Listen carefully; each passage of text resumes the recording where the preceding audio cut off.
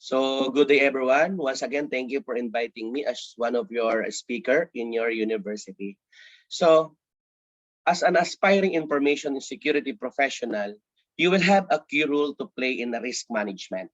Now, it is the responsibility of an organization's general management to structure the IT and information security functions to defend the organization's information assets like information and data, hardware, software, procedures, networks, and people. The IT community must serve the information technology needs of the entire organizations and at the same time leverage the special skills and insights of the information security community. So the information security team must lead the way with skills, professionalism, and flexibility as it works with other communities of interest to balance the usefulness and security of the information system.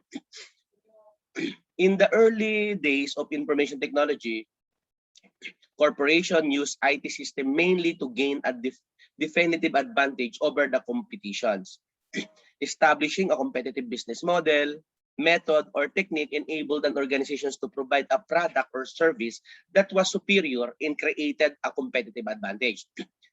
This earlier model has given way to one in which all competitors have reached a certain level of automations. So it is now readily available to all organizations that make the investment, allowing competitors to react quickly to changes in the market. So in this highly competitive environment, organizations cannot expect the implementation of a new technologies to provide a competitive lead over others in the industry. Instead, the concept of competitive disadvantage, falling behind the competition, has emerged.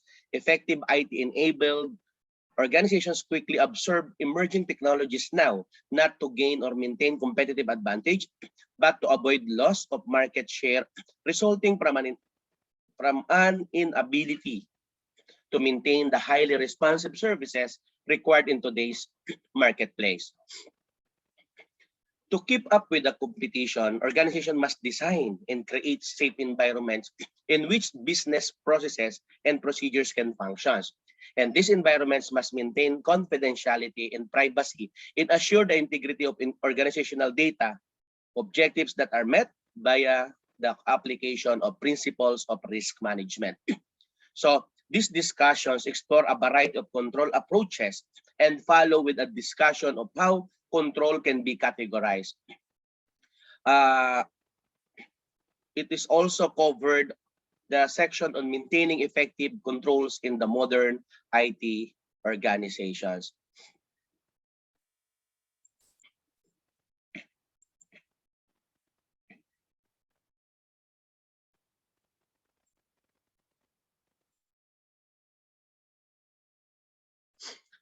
So what will be the learning objectives? No? Upon completion of this material or discussion, you should be able to define risk management, risk identification, and risk control. Describe how risk is identified and assessed, and assess risk based on probability of occurrence and likely impact. Explain the fundamental aspect of documenting risk via the process of risk management, and describe the various risk mitigation strategy options.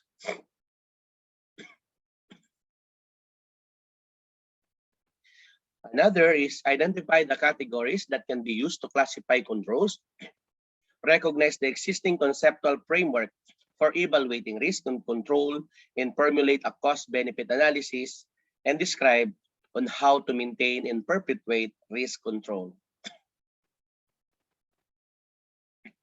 So, risk management is the process of identifying risk, no, as represented by vulnerabilities to an organization's information asset and infrastructures, and taking steps to reduce this risk to an acceptable level. So each of the three elements in the CIA triangle introduced is an essential part of every IT organization's ability to sustain long-term competitiveness.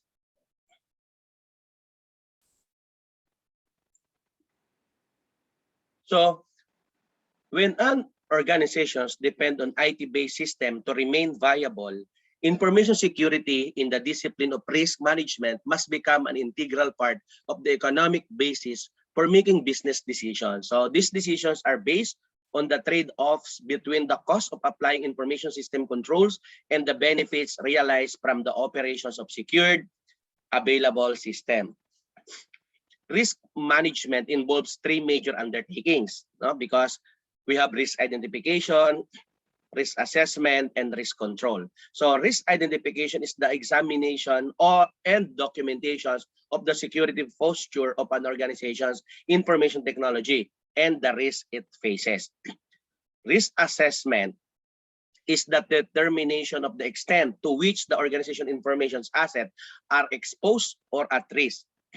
And the risk control is the application of controls to reduce the risk to an organization's data in information system.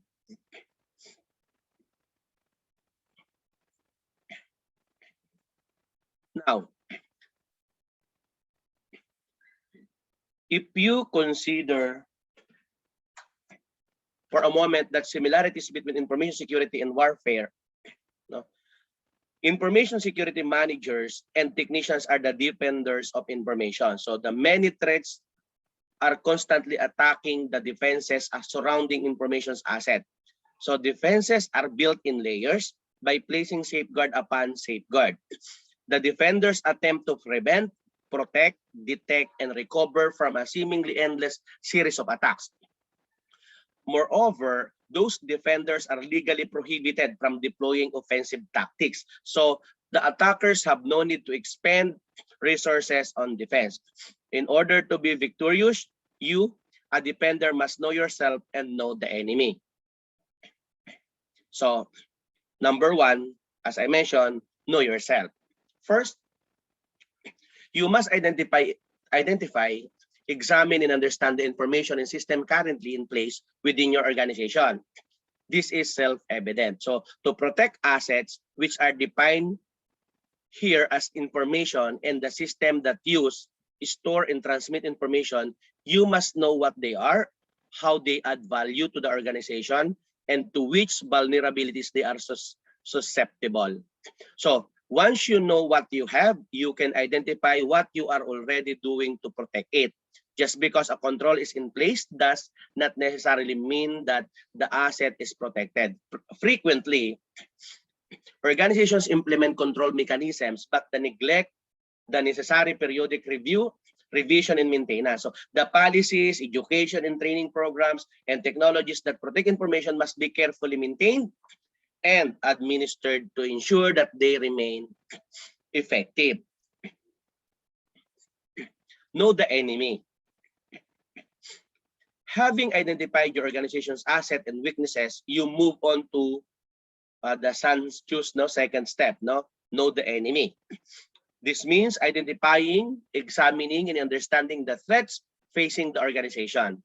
You must determine which threat aspects most directly affect the security of the organization and its information assets. And then use this information to create a list of threats, each one ranked according to the importance of the information's assets that it threatens.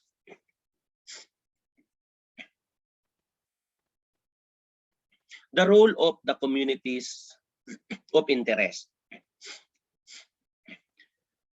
Each community of interest has a role to play in managing the risk that an organization encounters.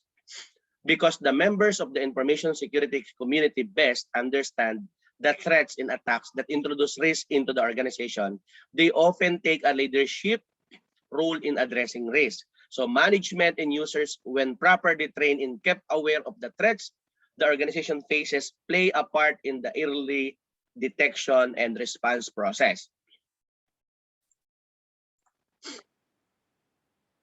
Users work with the system and the data and are therefore well positioned to understand the value this information asset offer the organization, in which assets among the many in use are the most valuable.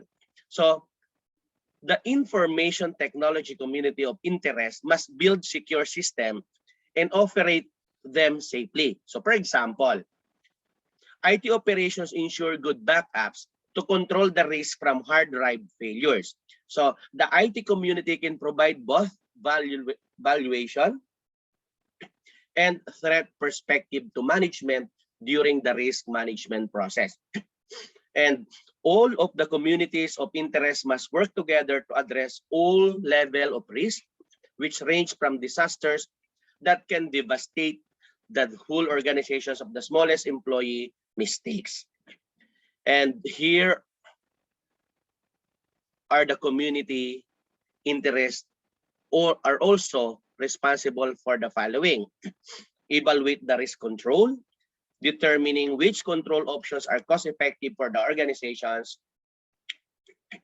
acquiring or installing the need controls, and ensuring that the controls remain effective. Because it is essential that all three communities of interest conduct periodic management reviews.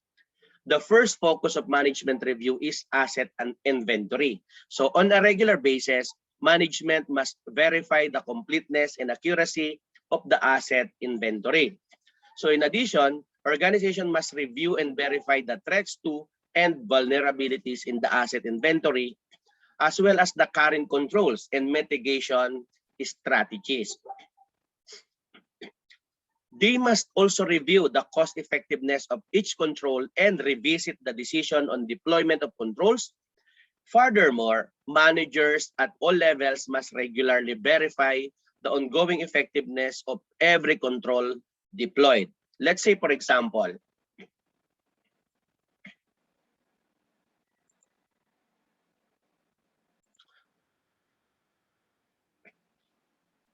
so again,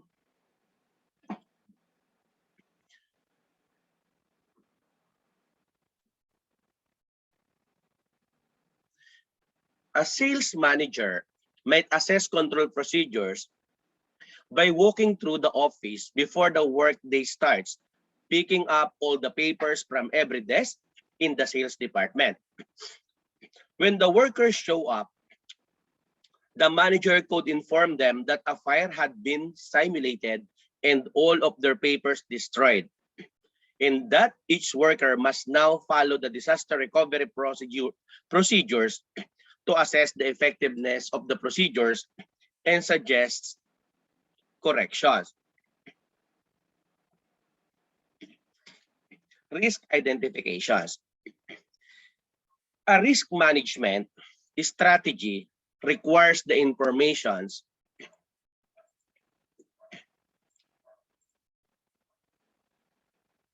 or requires that information security professionals know their organization's information asset. That is, identify, classify, and prioritize them.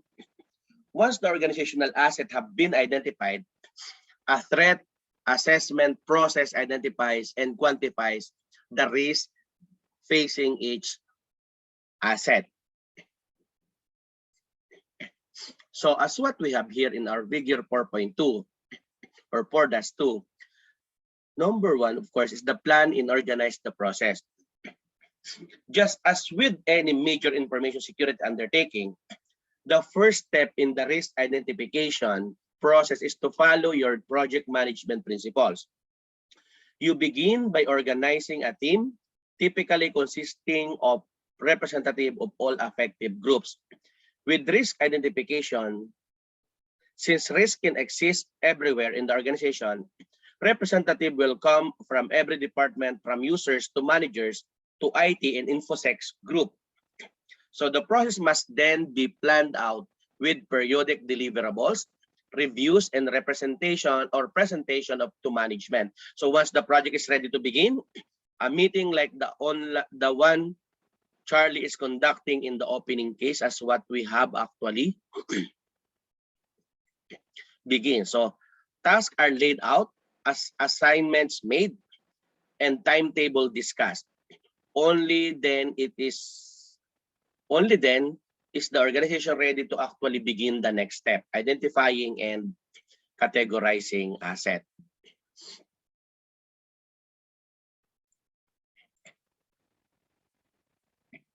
So as what we have here, as traditional system components, no, this will be on how we plan and organize the process. No?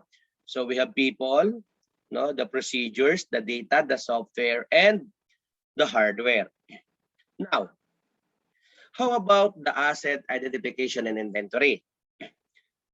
The iterative process begins with the enumeration of assets, including all of the elements of the organization system, such as people, procedures, no, as I mentioned earlier, data and information, software, hardware, and network elements. Then you classify and categorize the asset, adding details as you dig deeper into the analysis.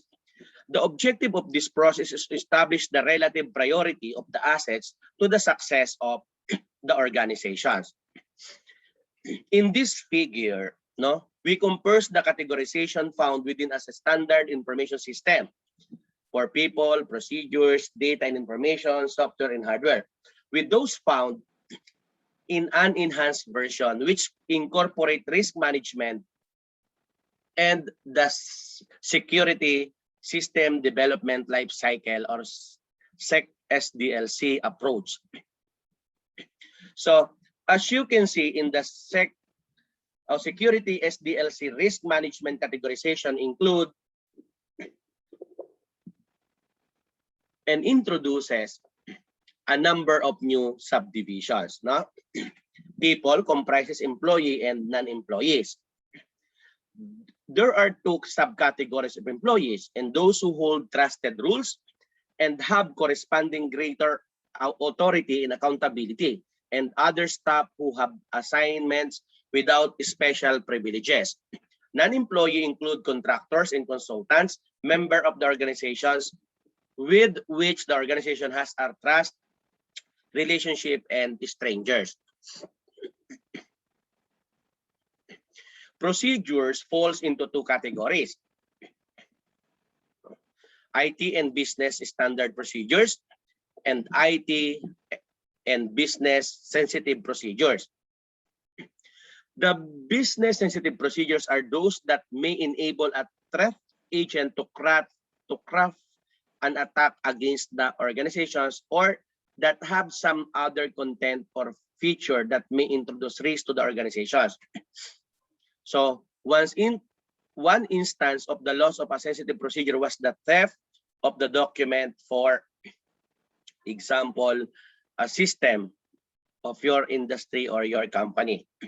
And this documentation reveals certain aspects of the inner working of a critical phone system. Now, for example, E911 and so on.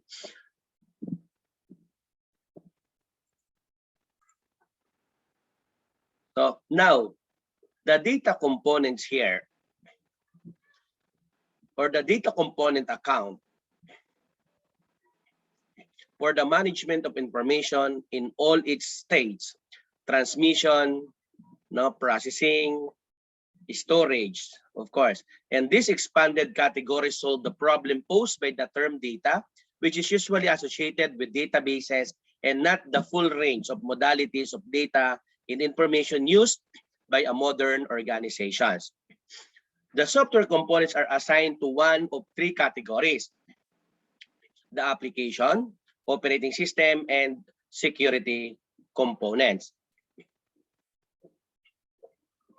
Security components can be application or operating systems, but are categorized as part of the information security controlled environment and must be protected more thoroughly than other system components. On the other hand, hardware is assigned to one of two categories: the system, or the usual system devices, and their peripherals. No? And those devices that are part of information security control system. The latter must be protected more thoroughly than the former, since networking subsystems are often the focal point of attacks against the system, and they should be considered as special cases rather than combined with general hardware and software components.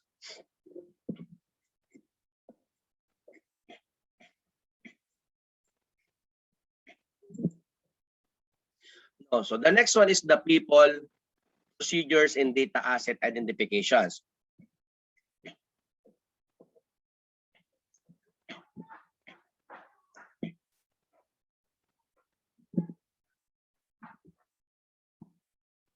Okay, so as I mentioned earlier, identifying human resources documentation in data asset is more difficult than identifying hardware and software asset. People with knowledge, experience, and judgment should be assigned the task. As the people, procedures, and data asset are identified, they should be recorded using a reliable data handling process.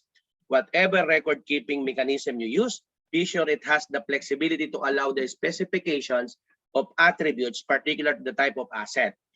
And some attributes are unique to a class of elements. So when deciding which information asset to track, consider the following asset attributes. Of course, the people, no, position, position name, number, ID number, but avoid names and stick to identifying position roles or functions like supervisor, security clearance level, and special skills. For procedures, description, intended purpose, no, relationship to software, hardware, and networking elements, storage location for reference, storage location for update. And for data classification, owner, creator, and managers as of data structure use, either sequential or relational, of course, online or offline, location, backup procedures, employed. So as you develop the data tracking process, no, consider carefully how much data should be tracked and for which specific asset. Most large organizations find that they can only effectively track a few valuable facts about the most critical devices. So, for instance, a company may only track the IP address, server name, and device type for the mission-critical servers used by the company. And they may forego the tracking of more details on all devices and complete forego the tracking of desktop or laptop system.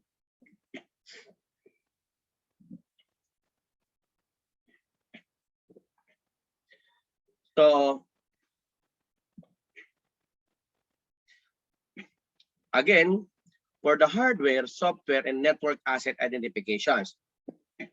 So, which attribute of hardware, software, and network assets should be tracked? It depends on the needs of the organizations, and it is risk management efforts, as well as the preference and needs of the information security and information technology communities. So, you may want to consider the including the following asset attributes. No, the name, of course, use the most common device or program name, because organization may have several names for the same product. So, for example, a software product may have a nickname within the company use while it is in the development, as well as formal name used by marketing and vendors. So, make sure that the names you choose are meaningful to all the groups that use the information. And you should adopt naming standards that do not convey information to potential system attackers. No? Of course, the IP address. No? This can be a useful identifier for network devices and servers, but does not usually apply to software. Media access control. Of course, MAC address are sometimes called electronic serial numbers or hardware addresses. So as part of the TCP/IP standard, all network interface hardware devices have a unique number, and the MAC address number is used by the network operating system to identify a specific network device. And of course, it is used by the client network software to recognize traffic that it must process. In most settings, MAC addresses can be a useful way to track connectivity, and they can, however, be spoofed by some hardware and software combinations. The element type, no, for hardware. You can develop a list of element types such as server, desktop, network devices, or test equipment to whatever degree of detail you required. So for software development or software element, you may choose to develop a list of types that includes operating system, custom application by type, package application, and specialty applications such as firewall programs. So the needs of the organization determine the degree of specificity. So types may in fact be recorded at 2 or more levels of specificity. Record one attribute that classifies the asset at a high level, and then add attribute for more details.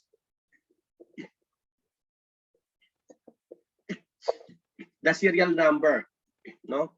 For hardware devices, the serial number can uniquely identify a specific device. So some software vendors also assign a software serial number to each instance of the program licensed by the organizations. Manufacturer name. You can record the manufacturer of the device or software component. So this can be useful when responding to incidents and involve these devices, or when certain manufacturers announce specific vulnerabilities. Manufacturer's model numbers or part numbers. So record the model or part number of the element. This record exact what the element is can be very useful in later analysis of vulnerabilities, because some vulnerability instances must or only apply to specific models of certain devices and software component. Another, of course, is the software version or update version, revision, or FCO number. So whenever possible, document the specific software or firmware revision number, and for hardware devices, the current field change order or the FCO, field change order number.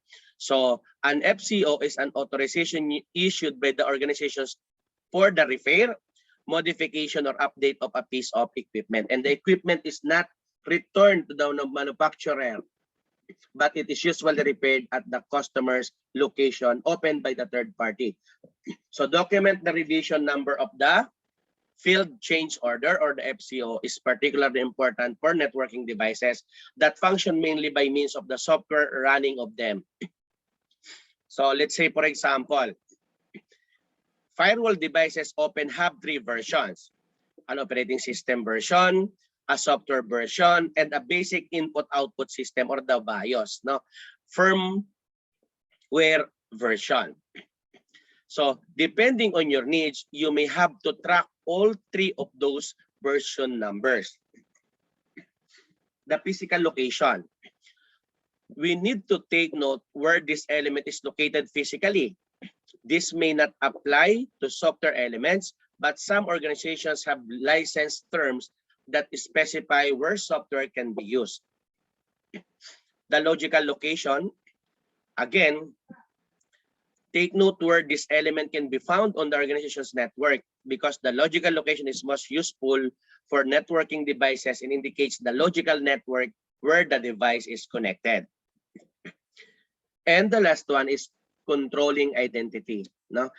Identify which organizational units control the element. No? Sometimes a remote location's on-site staff controls a networking device, and at other times, the central networks team controls other devices of the same make and model. So you should try to differentiate which group or unit controls each specific element, because that group may want a voice in how much risk that device can tolerate and how much expense they can sustain to add control. Automated asset inventory tools.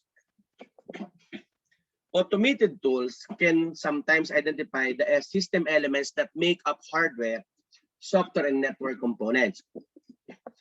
Let's say, for example, many organizations are automated asset inventory systems. The inventory listing is usually available in a database, of course, or can be exported to a database for custom information on security assets. So once stored, the inventory listing must be kept current, opened by means of a tool that periodically refreshes the data. So when you move to the latter step of risk management, which involves calculation of loss and projection of cost, the case for the use of automated risk management tools for tracking information asset becomes stronger. So at this point in the process, however, simple word processing, spreadsheet, and database tools can provide adequate record keeping. So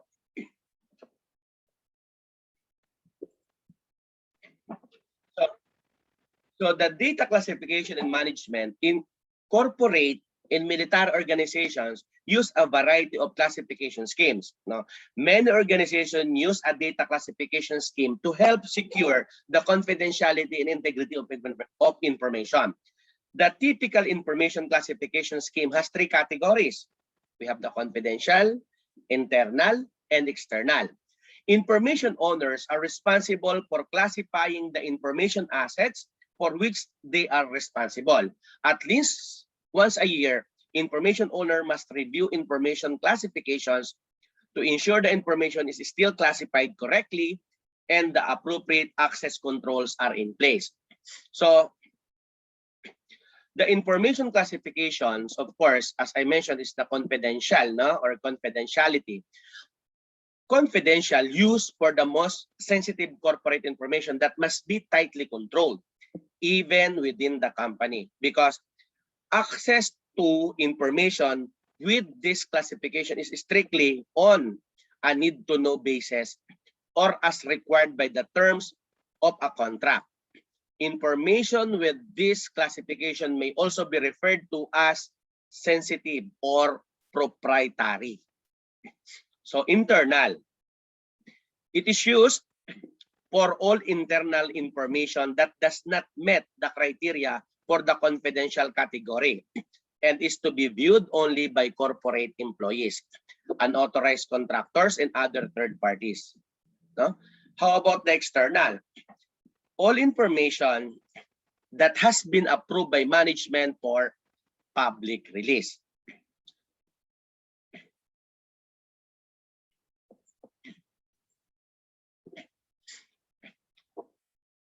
So, as you might expect, no, the U.S. military classification scheme has a more complex categorization system that of most corporations. So, of course, the military is perhaps the best known user of data classification schemes. So in order to maintain the protection of the confidentiality of information, the military has invested heavily in InfoSec, no? Operation security and communication security. In fact, many of the developments in data communications and information security are the results of military-sponsored research and development. So for most information, the military uses a 5-level classification scheme. No? They have the unclassified, sensitive but unclassified, confidential, secret, and top secret. No? So for example, for unclassified data, information that can generally be distributed to the public without any threat to the national interest. Sensitive but unclassified, no? And information of which the loss, misuse, or unauthorized access to or modifications of might adversely affect national interest.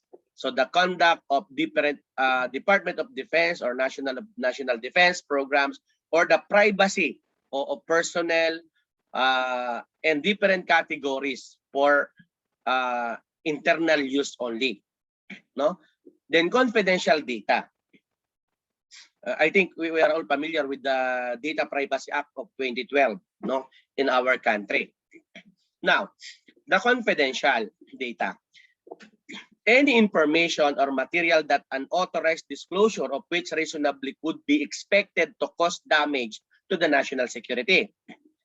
Let's say, for example, of damage include the compromise of information that indicates strength of ground, air, and naval forces in the U.S. In overseas areas. Disclosure of technical information used for training, maintenance, and inspection of classified munitions of war, revelation of performance characteristics, test data, design, production data on munitions of war. How about the secret data?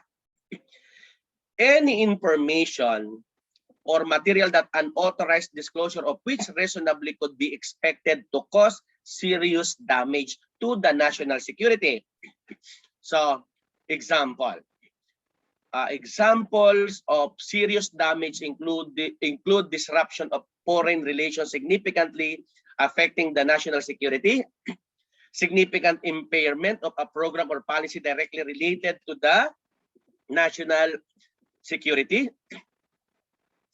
Of course, revelation of significant military plans or intelligence operations, compromise of significant military plans or intelligence operations, and compromise of significant scientific or technological developments relating to national security. And of course, the top secret data. Any information or material that the unauthorized disclosure of which reasonably could be expected to cause exceptionally grave damage to the national security. Example of exceptionally grave damage include armed hostilities against the US or its allies. So disruption of foreign relations vitally affecting the national security. The compromise of vital national defense plans or complex cryptology and communication intelligence systems, the revelation of sensitive intelligence operation, and the disclosure of scientific or technological developments vital to national security. And this classification comes with a general expectation of crib to grave protection, no? Meaning that any individual entrusted with top secret information is expected to retain this level of confidence for her or his lifetime. So the military also has some specialty classification ratings such as personal information and evaluation reports to protect related areas of information. So most organizations do not need the detailed level of classification used by the military or federal agencies. However, a simple scheme such as the following can allow an organization to protect such sensitive information as marketing, research data, personnel data, customer data, and general internal communications. So we have for public, no, information of general public dissemination such as advertisement or public release. For official use only, no? Information that is not particularly sensitive but not for public release such as internal communication. We have of course the sensitive, no? Information important to the business that could embarrass the company or cause loss of market share if revealed. And the classified, no? Information of the utmost secrecy to the organizations, disclosure of which could severely impact the well-being of the organizations.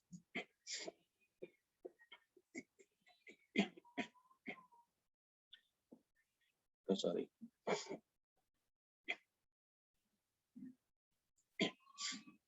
So now, management of classified data includes its storage, distribution, portability, and destruction. So all information that is not unclassified or public must be clearly marked as such. Of course, the military also use color-coordinated cover sheet to protect classified information from the casual observer. So in addition, its classified documents should contain the appropriate designation at the top and bottom of each page. So when classified data is stored, it must be available only to an authorized individual. And this usually requires locking file cabinets, safe or other protective devices for hard copies and systems. So when a person carries classified information, it should be inconspicuous as in locked briefcase or portfolio. So one control policy that can be difficult to enforce is the clean disk policy. A clean disk policy requires the employee secure all information in appropriate storage containers at the end of each day. When copies of classified information are no longer valuable or copies exist, proper care should be taken to destroy them. Usually, after double signature verifications by means of shredding, burning, or transferring to a service offering authorized document destruction. So, as is evident from the photograph of the disk, as you can see here, no? of one of the authors, no, of this type of policy is generally not a requirement in academia. No, it is important to enforce policy to ensure that no classified information is disposed of in trash or recycling areas. And there are individuals who search trash in recycling bins, no? A practice known as dumpster diving. So to retrieve information that could embarrass a company or compromise information security.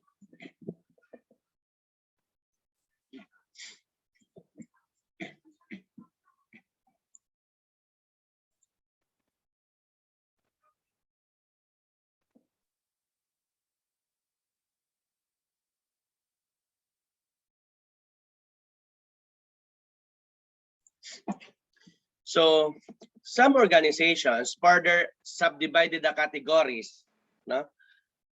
So we have the internet components. It can be divided into servers, networks, cablings, devices or network devices, protection devices like firewall, proxies, and cablings. Each of the other categories can be similarly divided as needed by the organizations.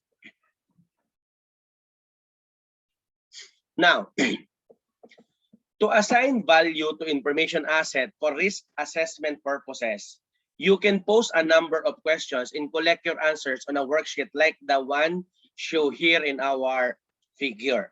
No? So, this will be the purpose for latter analysis. Now, before beginning the inventory process, the organization should determine which criteria can best establish the value of the information asset. So among the criteria to be considered are which information asset is the most critical to the success of the organization. When determining the relative importance of each asset, refer to the organization's missions. So another thing, which information asset generates the most revenue? No? You can also determine which information assets are critical by evaluating how much of the organization revenue depend on a particular asset, or for non-profit organization, which are most critical to service delivery.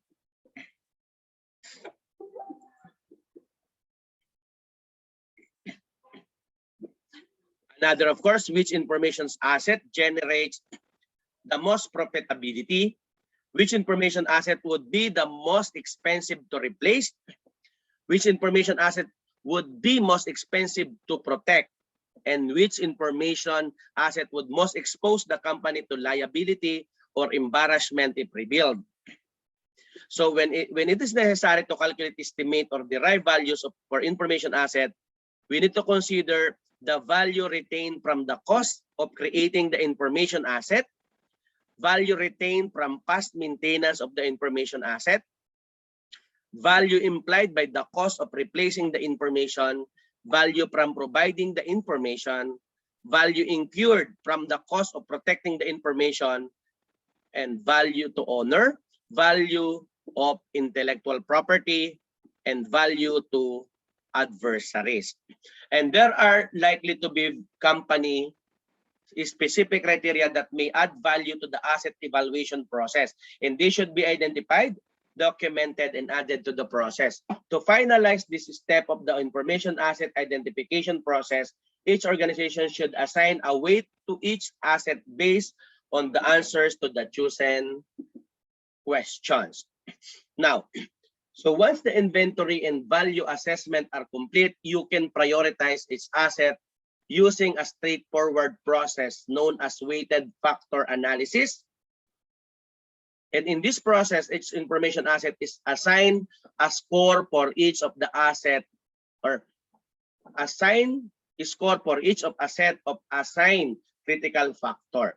No, there are 3 assigned critical factors, and each asset is assessed a score for each of the critical factors.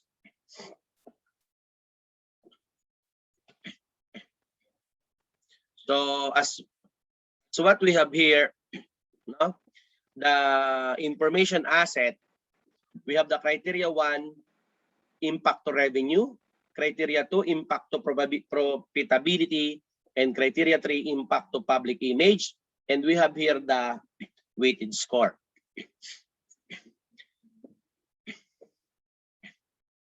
So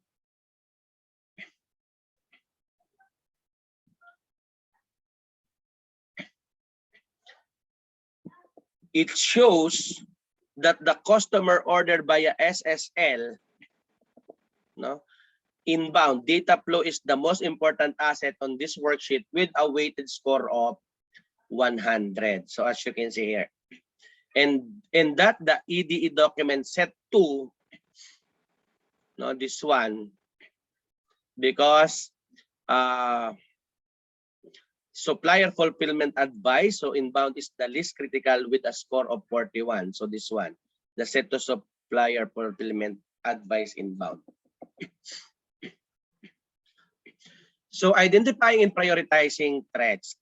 After identifying and performing the preliminary classification of an organization's information asset, the analysis phase moves on to an examination of the threats facing the organizations. So a wide variety of threats face organization in its information and information system.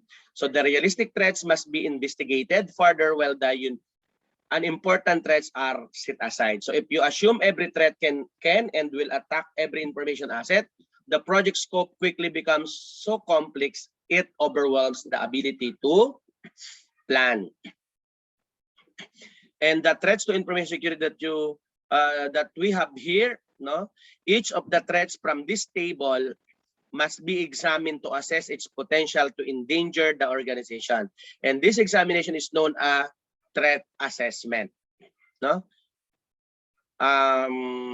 You can begin a threat assessment by answering a few basic questions. So, which threats present danger to an organization asset in given environment? Because not all threats have the potential to affect every organization, while it is unlikely that an entire categories of threats can be eliminated. Such elimination speed up latter steps of the process. Another is, which threats represent the most danger to the organization's information? So the degree of danger a threats represent is difficult to assess. So dangers may be simply the probability of a threat attacking the organization, or it can represent the amount of damage the threat could create. So it can also represent the frequency with which an attack can occur. So since this is a preliminary assessment, the analysis is limited to examining the existing level of preparedness as well as improving the information security strategies. The result represents a quick overview of the components involved. Another is, how much would it cost to recover from successful attack? Which of the threats would require the greatest expenditure to prevent? No? So by answering this question, you establish a framework for the discussion of threat assessment. And this list of questions may not cover everything that affects the information security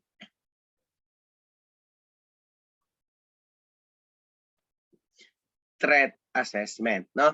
If an organization that is specific guidelines or policies, this should influence the process and require additional questions. And this list can be easily expanded to include additional requirements. So as what we have here, no, we have a lot of threats, no, compromise to intellectual property, and what are the possible vulnerabilities?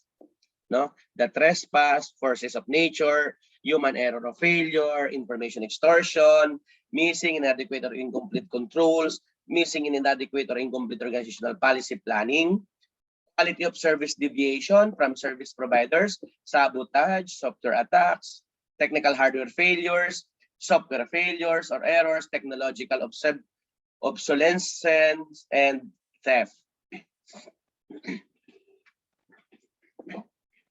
So how about vulnerability identifications? Once you have identified the organization information asset and documented some criteria for beginning to assess the threats it faces, you then review its information asset for the edge router in an organization. So you're familiar with DMZ, no? Is the asset, no? The threats to the possible vulnerabilities of the router would be analyzed, no?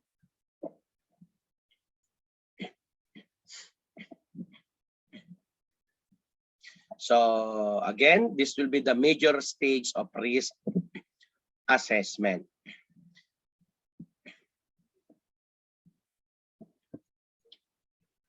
Now, risk is the likelihood of the occurrence of a vulnerability multiplied by the value of the information asset minus the percentage of risk mitigated by current control plus the uncertainty of current knowledge of the vulnerability. So risk determination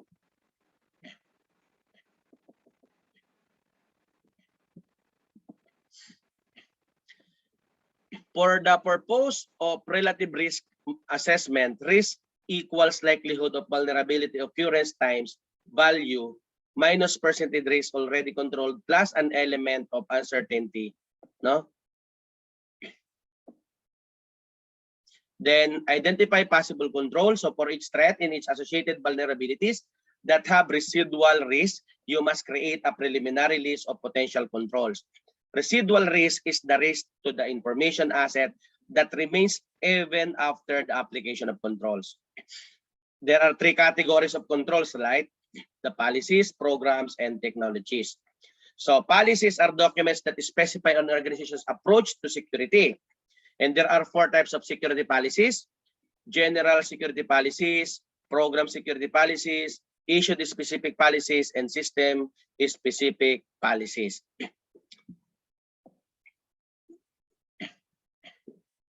So documenting the result of risk assessment.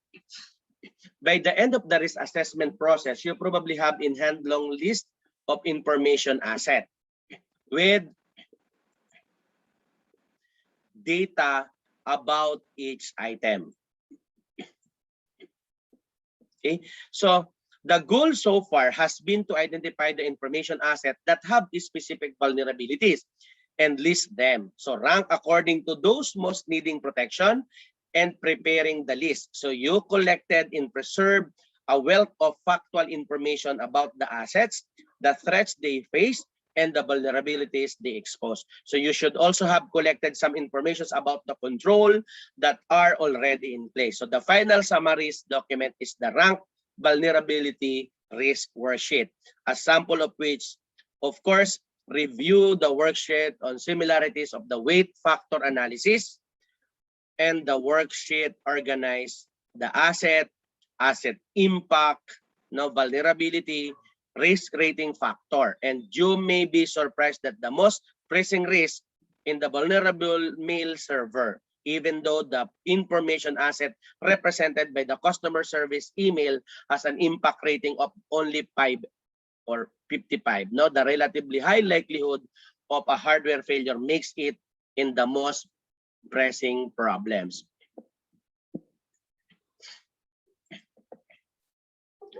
So as what we have here, no? So the asset impact of relative value, vulnerability likelihood, and risk factor or risk rating factor. So based on what we have here, no,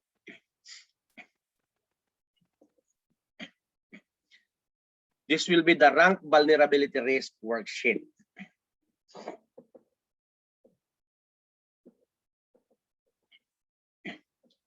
Okay, how about the risk control strategies? When organizational management determines the risk from information security threats are creating a competitive disadvantage, they empower the information technology in information security communities of interest to control the risk. So once the project team for information security development has created the rank vulnerability worksheet, the team must choose one of the 5 basic strategies to control each the risk and the results, of course, from this vulnerability. So the 5 strategies are defend, transfer, no, this one, no, transfer, mitigate, incident response plan, and disaster recovery plan. So the defend control strategy attempts to prevent the exploitation of the vulnerability, and this And this is the prepared approach, and it's accomplished by means of countering threats, removing vulnerabilities from assets, limiting access to assets, and adding protective safeguards. There are three common methods used to defend: application of policy, education and training, and application of technology. In implementing the defend strategy, so organization can mitigate risk to an asset by countering the threats it faces or by eliminating its exposure. Because it is difficult but possible to eliminate a threat. So for example, in 2002, McDonald's Corporation, which had been subject to attacks by animal rights cyber activists, sought to reduce risk by imposing stricter conditions on egg supply regarding the health and welfare of chickens. So this strategy was consistent with other changes made by McDonald's to meet demands from animal rights activists and improve relationship with these groups. Another defense strategy is the implementation of securing controls and safeguards to deflect attacks on system and therefore minimize the probability that an attack will be successful. Okay, how about the transfer? The transfer control strategy attempts to shift risk to other assets, so other processes or other organizations. This can be accomplished by rethinking how services are offered, revising deployment models, outsourcing to other organizations, purchasing insurance, or implementing service contracts with providers.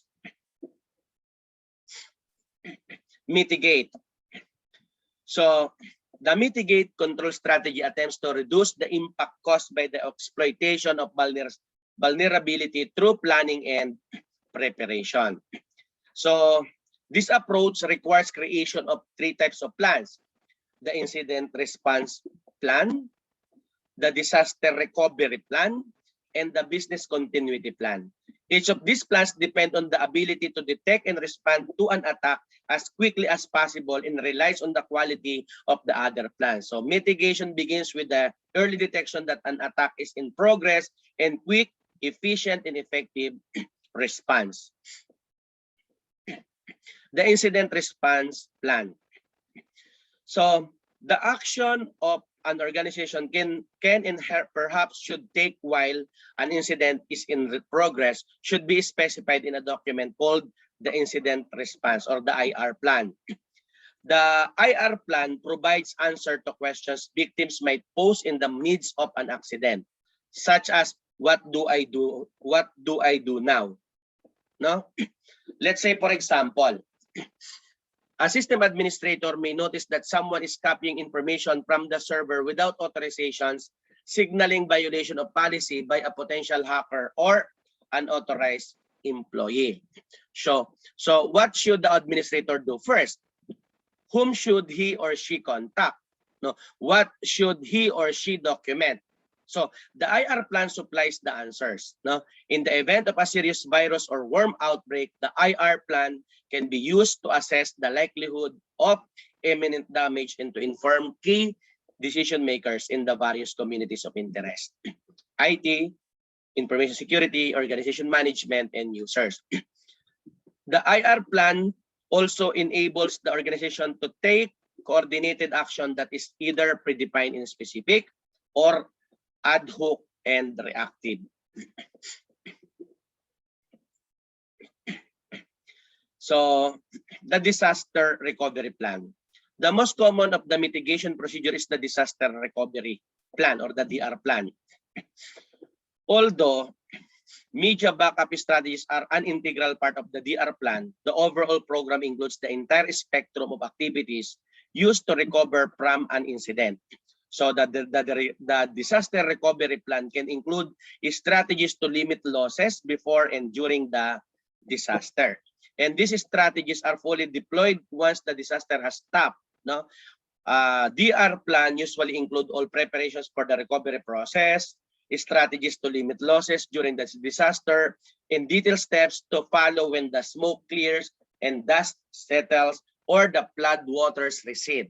So the DR plan and the IR plan overlap to a degree. In many aspects, the DR plan is the subsection of the IR plan that covers disastrous events.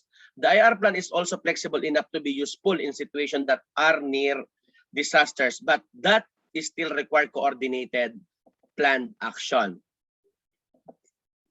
So while some DR plan and IR plan decisions and actions are the same, their urgency and outcomes can differ dramatically. So the DR plan focuses more on preparation completed, and outcomes can differ completed before and action taken after the incident.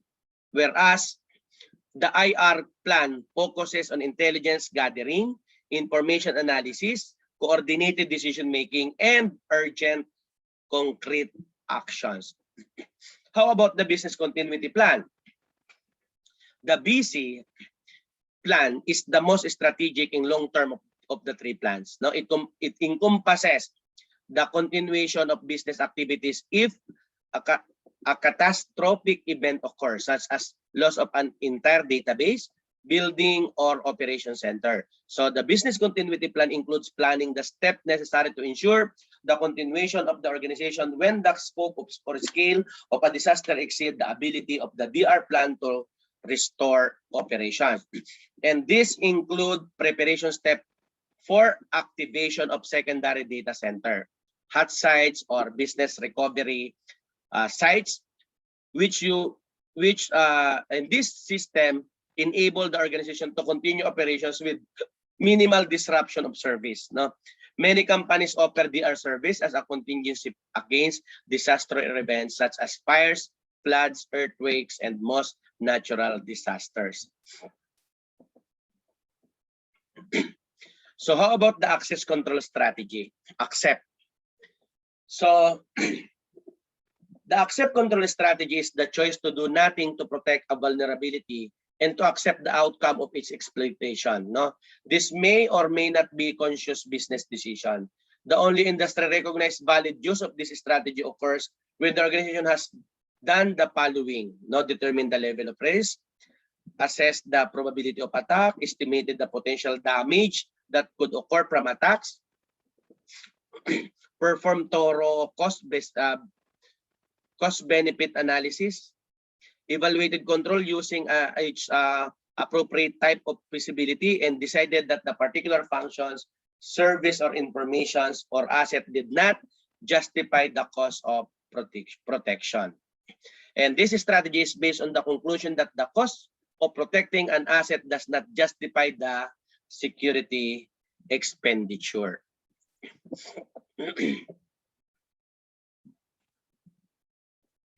So, as what we have here, the risk control strategy, we have the depend, transfer, mitigate, accept, and terminate. For the plan, again, we have the incident response plan, disaster recovery plan, and the business continuity plan, wherein it shows us no the description, the example, when deployed, and the time frame. So the incident response plan, immediate and real-time reaction, disaster recovery plan, short-term and short-term recovery, business continuity plan, that is long-term operation. That this will be the summaries of mitigation plan.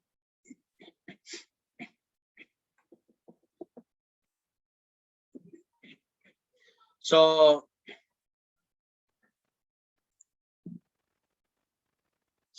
risk control involves the selecting one of the 5 risk control strategies of each vulnerability. So after the information system is designed, your query as to whether the protected system has vulnerabilities that can be exploited. So if the answer is yes, and a viable threat exists, you begin to examine what the attacker would gain from a successful attack. So to determine if the risk is acceptable or not, you estimate the expected loss the organization will or incur if the risk is exploited. And some rules of thumb on strategy selection are also considered. So when weighing the benefits of the different strategies, keep in mind that the level of threat and value of the asset should play a major role in strategy selection. So this will be the following compilation developed by security expert to represent the mistakes most commonly made by employees, often unknowingly actually, so which put the organization information asset at risk. So it means to say that do not observe these things.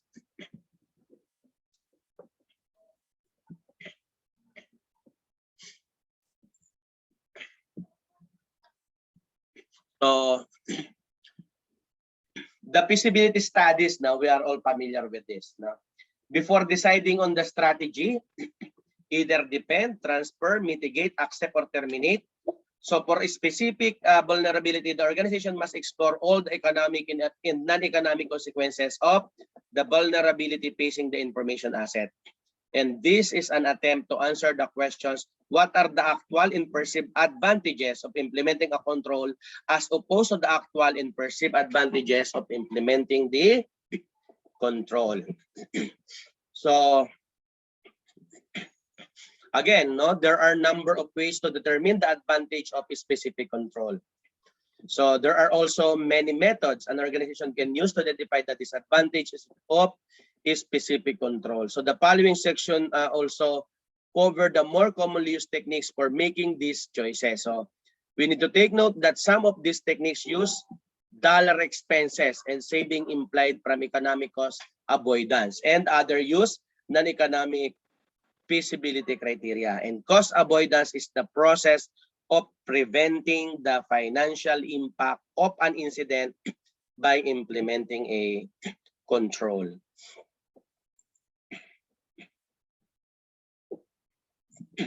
So the cost and benefits analysis. Organization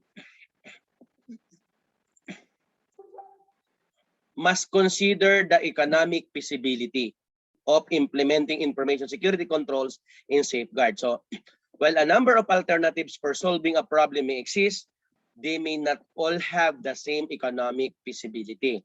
And most organizations can spend only a reasonable amount of time and money on information security, and the definition of reasonable differs from organization to organizations and even from manager to manager. Organizations are urged to begin the cost-benefits analysis by evaluating the worth of the information assets to be protected and the loss in value if those information assets were compromised by the exploitation of a specific vulnerability. It is only common sense that an organization should not spend more to protect an asset than the asset is worth. And the formal decision-making process called cost-benefit analysis or an economic feasibility study.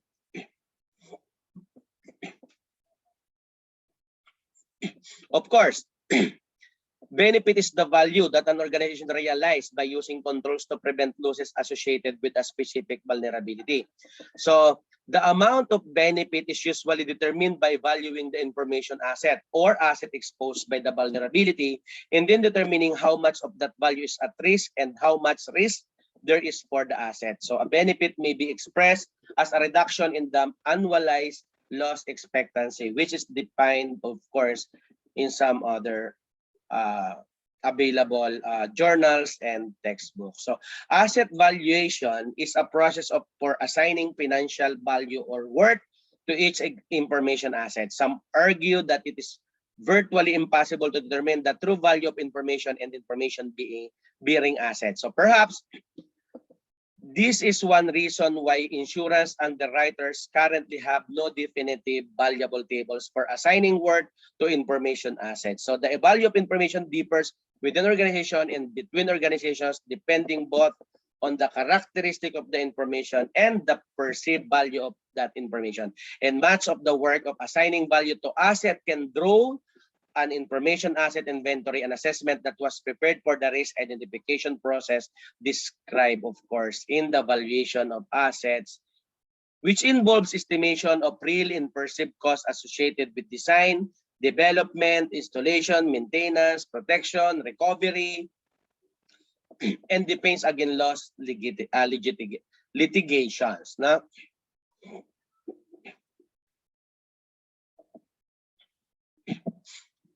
Another, of course, is the evaluation, assessment, and maintenance of risk control. So the selection and implementation of control strategy is not the end of a process. No, the strategy and each accompanying control must be monitored and re-evaluated on an ongoing basis to determine their effectiveness and calculate more accurately the estimated residual risk. No, this cyclical process is used to ensure that risks are controlled. So we need to take note that there is no exit from this cycle. It is process that continues for as long as the organization continues to function. So in quantitative versus qualitative risk control practices, the many steps described, of course, previously were performed using actual values or estimate. And this is known as quantitative assessment. No? However, an organization could decide that it cannot put specific numbers on these values. Fortunately, it is possible to repeat this step using an evaluation process called qualitative assessment that does not use numerical measures. So,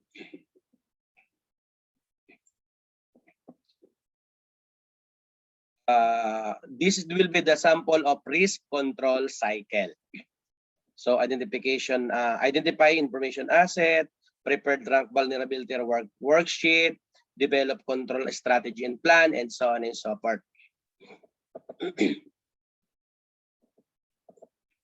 So let's say, for example, about the Microsoft focus in the following 7 key areas.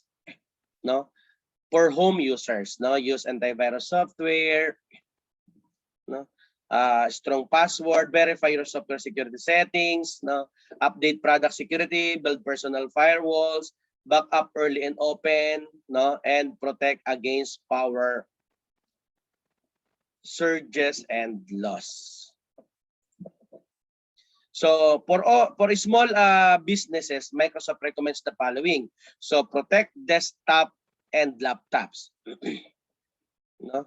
So keep software up to date, protect against viruses, and set up a firewall. Don't forget to keep data safe. So implement a regular backup procedure to safeguard critical business data, set permissions, and use encryption. Use the internet safely. No? Unscrupulous website pop-ups and animations can be dangerous. Set rules about internet usage.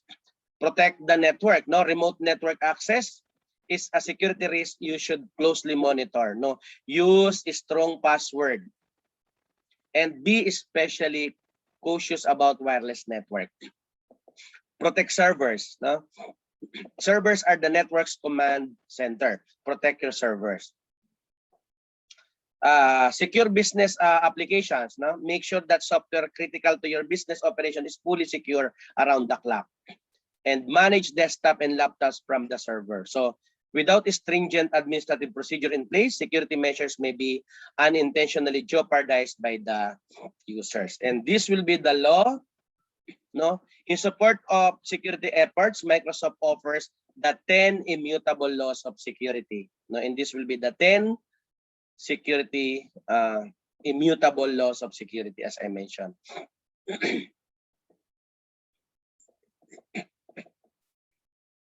So how about the problem with the application of benchmarking and best practices?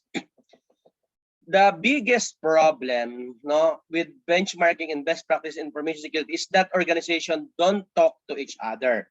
So successful attack is viewed as an organizational failure because valuable lessons are not recorded, disseminated, and evaluated. The entire industry suffers. However, more and more security administrators are joining professional associations and societies, sharing stories of attacks, of course, to security journals. So still, most organizations refuse even to acknowledge mass, less publicized, and occurrence of successful attacks. So another problem with benchmarking is that no two organizations are identical. So even if two organizations are producing products or services in the same market, their sizes, compositions, management philosophies, organizational cultures, technological infrastructure, and budgets from security may differ dramatically. So the baselining, an activity related to benchmarking is baselining. No? The baseline is a value or profile of a performance metric against which changes in the performance metric can be usefully compared. So when baselining, it is useful to have a guide to overall process. No? So other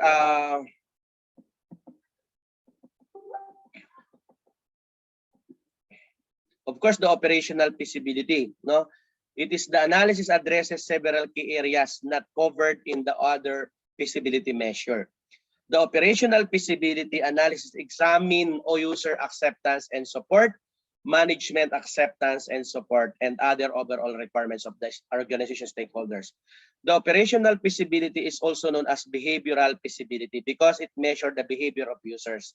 So one of the fundamental requirements of system development is user buy-in. No, if the user do not accept a new technology, policy, or program, it will fail. Users may not only openly oppose a change, but if they do not support a control, they will find ways of disabling or circumventing it, thereby creating yet another vulnerability. So one of the most common methods for obtaining user acceptance and support is through user involvement. User involvement can be obtained via 3 simple steps. No? Communicate, educate, involve.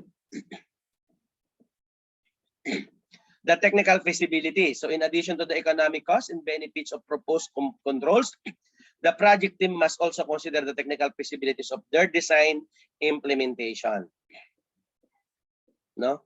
And management, of course. Some safeguards, especially technology-based safeguards, are extremely difficult to implement, configure, and manage. Technical feasibility analysis examines whether or not the organization has or can acquire the technology necessary to implement and support the proposed control. So another is the political feasibility. For some organizations, the most important feasibility evaluated may be political. Now, politics have been defined as the art of the possible. Now, within organizations, political possibility determines what can and can occur based on the consensus and relationship among the communities of interest. So the limits placed on the organization's actions or behaviors by the information security controls must fit within the realm of the possible before they can be effectively implemented. And that realm includes ability of staff resources. So the risk management discussion points, risk appetite, no, defines the quantity and nature of risk that organizations are willing to accept as they evaluate the trade-offs between perfect security and unlimited accessibility. So for instance, the financial services company regulated by government and conservative by nature may seek to apply every reasonable control and even some invasive controls to protect its information asset.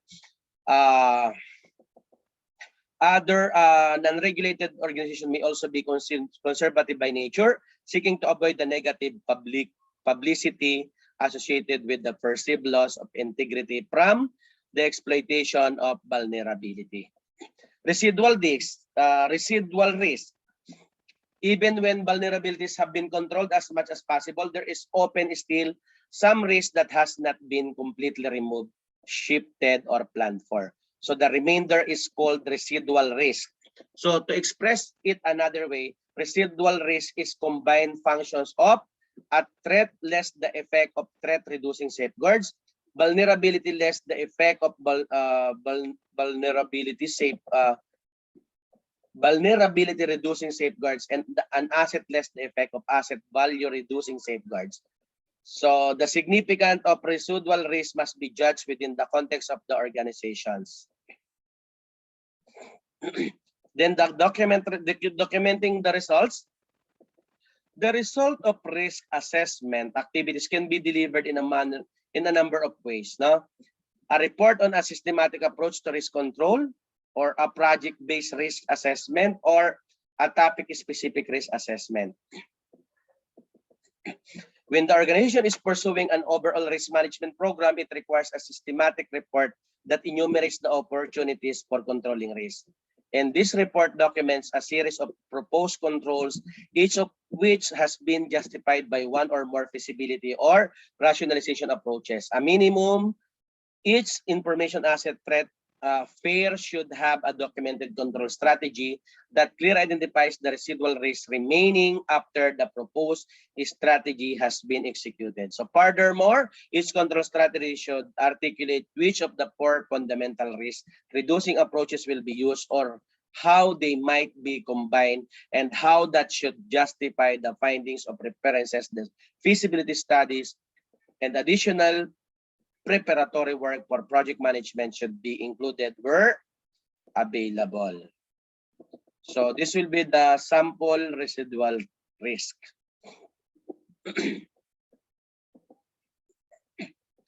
So risk facing an information asset value.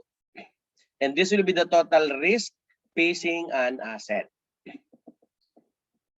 And I think that's it. Okay, this will be my references and some possible readings now. So this will be the additional resources I mentioned.